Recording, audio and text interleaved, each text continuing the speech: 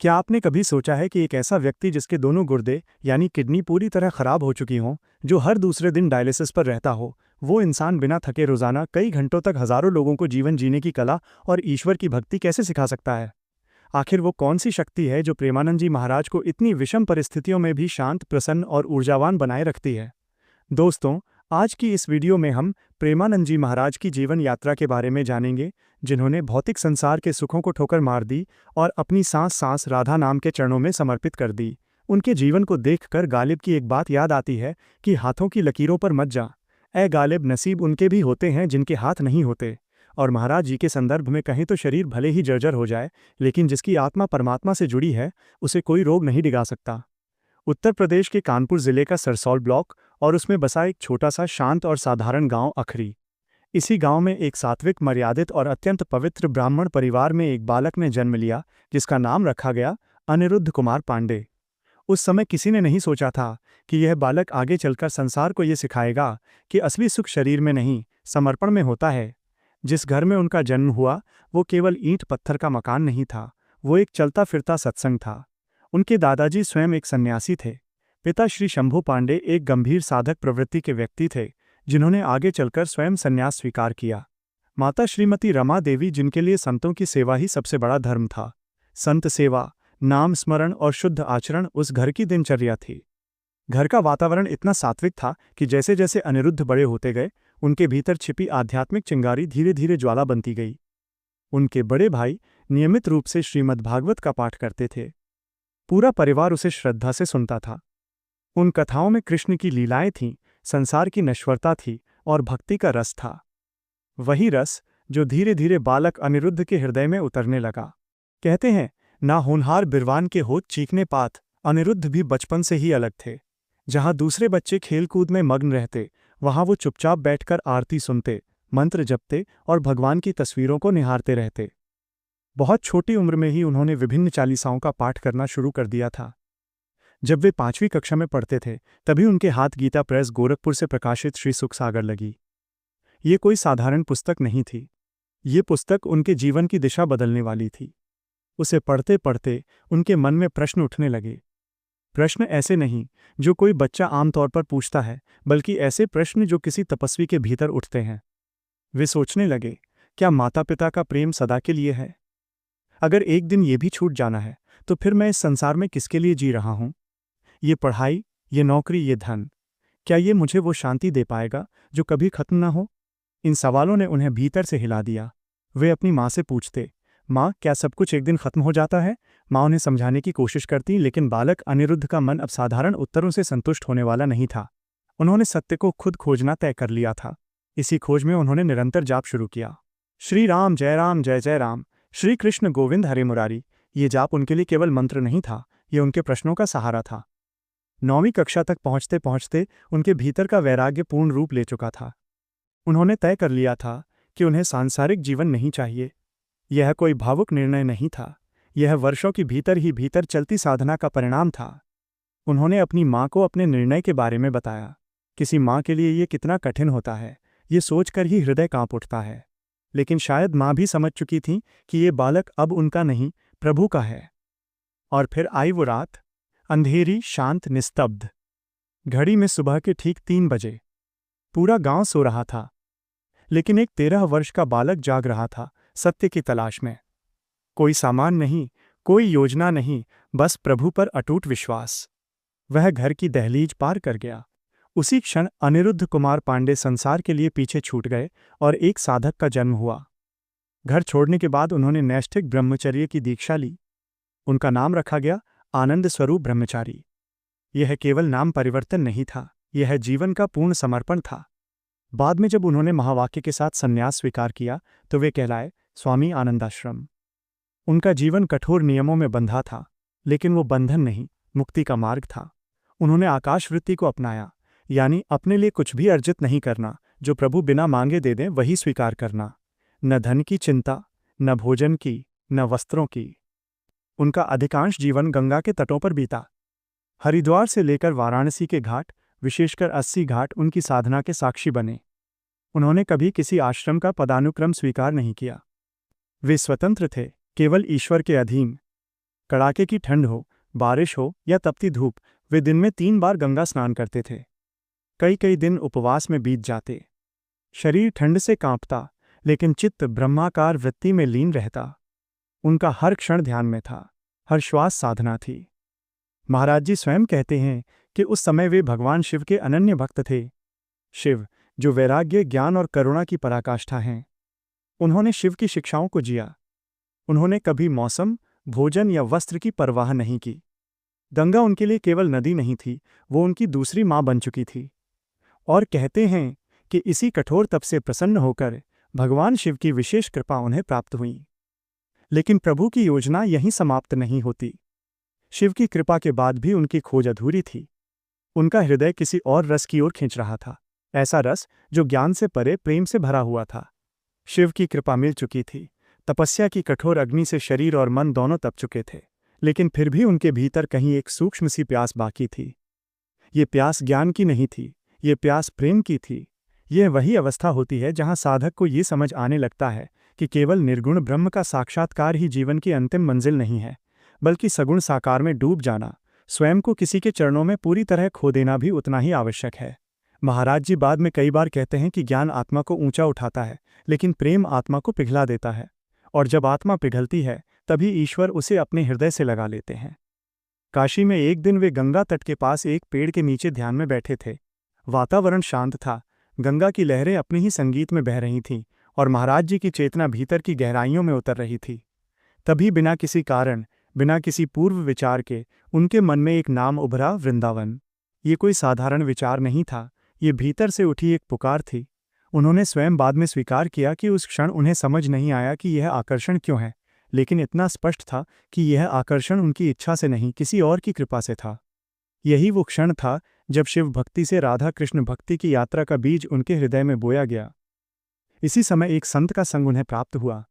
उस संत ने बड़े आग्रह के साथ उन्हें स्वामी श्री श्रीराम शर्मा द्वारा आयोजित रासलीला में चलने का आग्रह किया। शुरू में महाराज जी हिचकिचाए। एक दंड स्वामी, एक नैष्ठिक सन्यासी, जिनका जीवन अब तक वैराग्य और ज्ञान की साधना में बीता था, उनके लिए रासलीला सुनना सहज निर्णय नहीं था। लेकिन संत की दृष्टि में कुछ ऐसा था, और भीतर से उठी पुकार भी इतनी प्रबल थी कि उन्होंने स्वयं को रोक नहीं पाया। रासलीला का वो 1 महीना उनके जीवन का सबसे निर्णायक काल बन गया। दिन में वे श्री चैतन्य महाप्रभु की लीलाओं का श्रवण करते, वो चैतन्य जो स्वयं कृष्ण प्रेम में पागल हो गए थे, जो सड़कों पर नाचते गाते हरि बोल करते थे। और रात में वे श्री श्यामा श्याम की रासलीला देखते। राधा और कृष्ण के उस दिव्य प्रेम को देखकर उनका हृदय जैसे टूट सा गया। ये टूटना दुख का नहीं था, ये अहंकार के टूटने का था। उन्हें लगने लगा कि उन्होंने अब तक जो साधना की वो सही थी, लेकिन अधूरी थी, क्योंकि यहाँ इन लीलाओं में ईश्वर केवल पूज्य नहीं थे, वे प्रिय थे। 1 महीना बीत गया, लेकिन उनके भीतर कुछ ऐसा बदल चुका था जिसे शब्दों में व्यक्त करना कठिन है। वे सोचते, अगर ये प्रेम है, अगर ये रस है, तो इसके बिना जीवन कैसे जिया जा सकता है। यही वह अवस्था थी जिसे भक्त कवि कहते हैं, अब तो आदत सी बन गई है। उसी समय श्री नारायण दास भक्त माली, जिन्हें बक्सर वाले मामाजी के नाम से जाना जाता है, उनके एक शिष्य की सहायता से महाराज जी मथुरा की ट्रेन में सवार हुए। उन्हें स्वयं नहीं पता था कि यह यात्रा कहाँ ले जाएगी, लेकिन ईश्वर के मार्ग में यही तो सौंदर्य है, जहाँ मंजिल पहले नहीं दिखाई देती, लेकिन कदम स्वयं चल पड़ते हैं। जब वे वृंदावन पहुंचे तो वे पूरी तरह अनजान थे। न कोई परिचय, न कोई सहारा, न कोई ठिकाना। लेकिन वृंदावन ऐसा धाम है जहाँ जो भी शरणागत होकर आता है वो कभी अनाथ नहीं रहता। उनकी दिनचर्या सरल थी, प्रातःकाल उठना, वृंदावन की परिक्रमा करना और श्री बांके बिहारी जी के दर्शन करना। वे घंटों मंदिर में खड़े रहते, बिना कुछ मांगे, बिना कुछ कहे, बस देखते रहते। कहते हैं ना, जब प्रेम होता है तो शब्दों की जरूरत नहीं होती। इन्हीं दिनों किसी संत ने उनसे कहा, तुम्हें श्री राधा वल्लभ मंदिर भी जाना चाहिए। महाराज जी ने आज्ञा स्वीकार की। जैसे ही वे श्री राधा वल्लभ मंदिर पहुंचे, कुछ ऐसा हुआ जिसे वे स्वयं भी समझ नहीं पाए। उनके कदम वहीं रुक गए, आंखें मूर्ति पर टिक गईं और समय जैसे थम सा गया। वे घंटों खड़े रहते, न थकान का एहसास, न समय का भान। मंदिर के गोस्वामी जन ये सब देख रहे थे। उन्होंने उस सन्यासी के भीतर छिपे प्रेम को पहचान लिया था। एक दिन पूज्य श्री हित मोहित मराल गोस्वामी जी ने श्री राधा रस सुधा निधि का एक पद पढ़ा।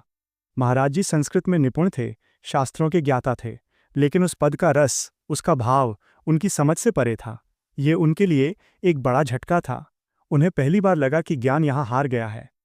गोस्वामी जी ने मुस्कुराते हुए उनसे कहा, केवल बुद्धि से इसे नहीं समझा जा सकता, इसके लिए नाम जप करना होगा। उन्होंने उन्हें हरिवंश नाम जपने की सलाह दी। एक सन्यासी के लिए ये आसान नहीं था। उनके भीतर थोड़ी झिझक थी, लेकिन अगले ही दिन जब वे परिक्रमा पर निकले तो उनके मुख से अनायास ही हरिवंश निकलने लगा। उन्होंने स्वयं अनुभव किया कि यह नाम उनके भीतर कहीं गहरे से आ रहा है। उसी क्षण उन्हें इस नाम की शक्ति का साक्षात्कार हुआ। उन्होंने समझ लिया कि यह कोई साधारण नाम नहीं, यह स्वयं श्री हित हरिवंश महाप्रभु की कृपा है। एक सुबह परिक्रमा के दौरान उन्होंने एक सखी को गाते हुए सुना, श्री प्रिया वदन छवि चंद्रमनो प्रीतम नयन चकोर, प्रेम सुधा रस माधुरी पान करत निसी भोर। ये पद उनके हृदय में तीर की तरह लगा। सन्यास के कठोर नियमों को एक क्षण के लिए भूलकर उन्होंने उस सखी से इस पद का अर्थ पूछ लिया। सखी मुस्कुराईं और बोलीं, अगर इसका अर्थ समझना है तो राधा वल्लभी बनना पड़ेगा। ये वाक्य उनके जीवन का मोड़ बन गया। उन्होंने एक क्षण भी देर नहीं की। वे सीधे पूज्य श्री हित मोहित मराल गोस्वामी जी के पास पहुंचे और शरणागत मंत्र की दीक्षा मांगी। गोस्वामी परिवार पहले से ही जानते थे कि ये सन्यासी अब राधा रानी का ही है। इसके कुछ समय बाद वे अपने वर्तमान सद्गुरुदेव पूज्य श्री हित गौरांगी शरण जी महाराज के सान्निध्य में आए। उन्होंने महाराज जी को सहचरी भाव और नित्य विहार रस की दीक्षा दी। अगले 10 वर्षों तक महाराज जी ने अपने गुरु की सेवा में स्वयं को पूरी तरह समर्पित कर दिया। कोई कार्य छोटा या बड़ा नहीं था। गुरु की आज्ञा ही उनके लिए ईश्वर की आज्ञा थी। इसी सेवा में उनका हृदय पूरी तरह राधा नाम में डूब गया। वे वृंदावन में मधुकरी से जीवन यापन करते थे। उनका मानना है कि ब्रजवासी के घर का अन्न खाए बिना दिव्य प्रेम की अनुभूति नहीं होती। उन्हें ब्रजवासियों के प्रति असीम श्रद्धा है। वे कहते हैं कि वृंदावन केवल स्थान नहीं है, यह चेतना है, और इस चेतना ने उन्हें पूरी तरह अपने रंग में रंग लिया। गुरु सेवा के वे 10 वर्ष महाराज जी के जीवन की वो आधारशिला बने जिस पर आगे चलकर उनका संपूर्ण आध्यात्मिक व्यक्तित्व खड़ा हुआ। सहचरी भाव कोई साधारण साधना नहीं होती। यह है वो अवस्था है जहां साधक स्वयं को अलग सत्ता मानना छोड़ देता है और राधा रानी की भाव सृष्टि में जीने लगता है।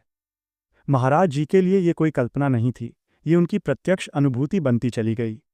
वे कहते हैं कि जब गुरु की कृपा मिल जाती है तब साधना बोझ नहीं रहती, वो स्वाभाविक प्रवाह बन जाती है, जैसे नदी बिना प्रयास के सागर की ओर बहती है।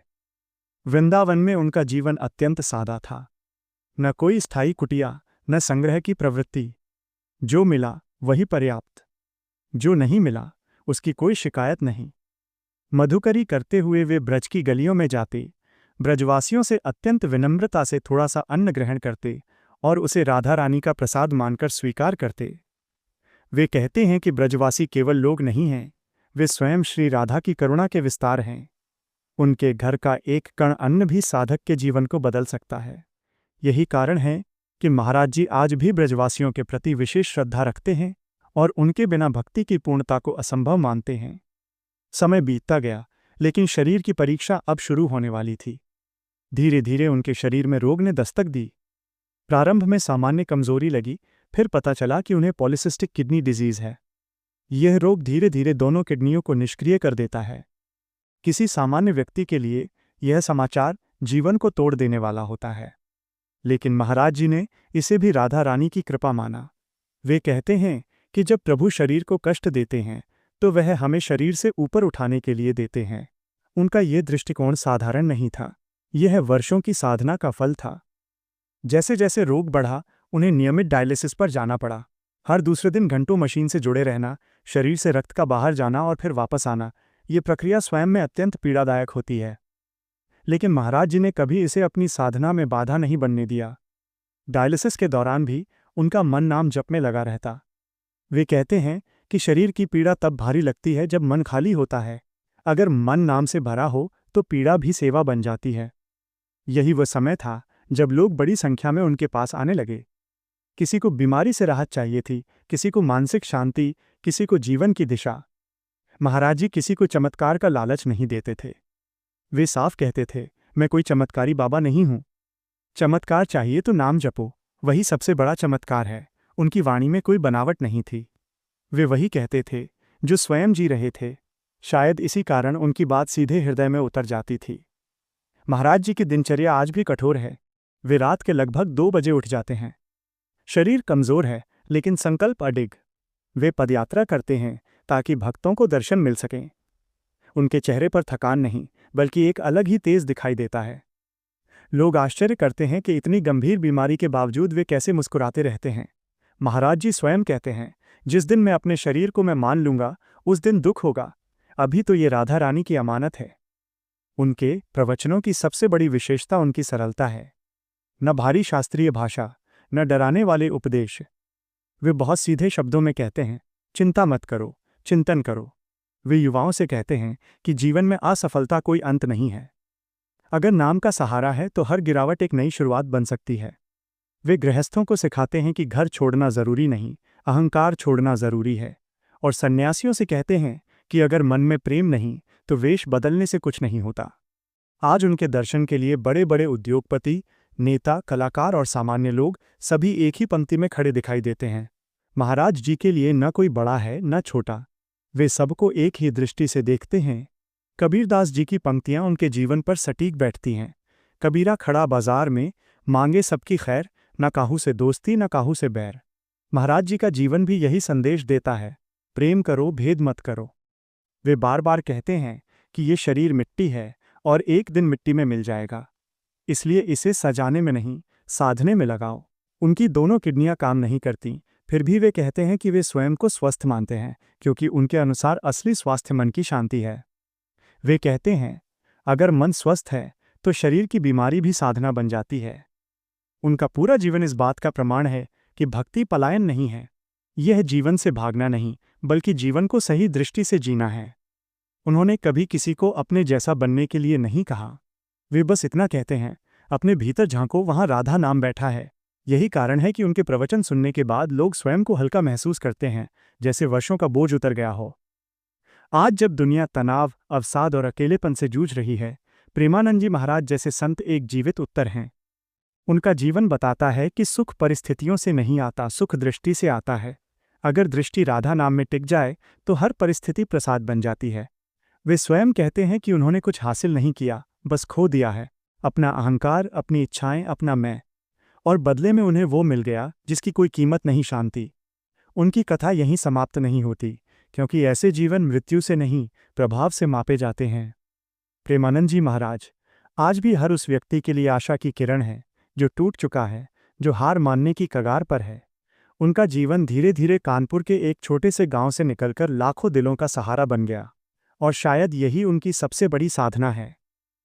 यदि आप प्रेमानंद जी महाराज के जीवन, शिक्षाओं या उनके व्यक्तिगत अनुभवों को और गहराई से पढ़ना चाहते हैं, तो इस वीडियो के विवरण में दिए लिंक से उनकी महत्वपूर्ण और विश्वसनीय पुस्तकों को खरीद सकते हैं। हमारे इस YouTube चैनल पर स्वामी विवेकानंद, भगत सिंह, वैभव सूर्यवंशी और क्रिस का गाना सुनेगा से वायरल हुए पिंटू प्रसाद की जीवनी भी पहले से अपलोड की गई है, एवं धीरे धीरे सभी प्रसिद्ध व्यक्तियों, फेमस पर्सनालिटीज़ की जीवनी को अपलोड किया जा रहा है, जिसे आप हमारी प्लेलिस्ट में जाकर देख सकते हैं। और यदि आपको यह वीडियो प्रेरक, ज्ञानवर्धक और दिल को छूने वाला लगा हो तो चैनल को ज़रूर सब्सक्राइब करें, क्योंकि आपकी एक क्लिक हम जैसे कंटेंट क्रिएटर्स को और मेहनत करने का उत्साह देती है। साथ ही कमेंट में बताइए कि अगली जीवनी किस महान व्यक्तित्व की सुनना चाहते हैं। यदि किसी एक नाम पर 100 कमेंट आ जाते हैं तो मैं उसी व्यक्तित्व पर अगला वीडियो लेकर आऊँगा। आपका एक कमेंट हमारी अगली दिशा तय कर सकता है, इसलिए अपना सुझाव अवश्य लिखें। धन्यवाद।